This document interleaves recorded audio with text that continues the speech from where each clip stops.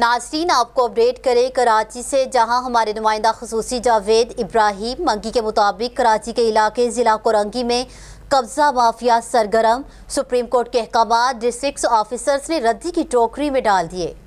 تفصیلات کے مطابق کچھ دن پہلے ڈپٹی کمشنر کرنگی کی جانب سے Bhittai colony Karachi public school کے آس پاس بند کے ساتھ انکروچمنٹ کی گئی، جبکہ کچھ دنوں کے بعد اینٹی انکروچمنٹ فورس کے زیر اہتمام نگرانی میں کی ہوئی انکروچمنٹ میں 4 دیواری کا غیر قانونی تعمیراتی کام جاری۔ غیر قانونی کام کو دیکھتے ہوئے ایم پی اے راجہ اظہر اور ہال مالکان نے کام بند کروا دیا اور ہال مالکان کی جانب سے مشینری کے ذریعے دیواریں بھی گرا دی گئیں۔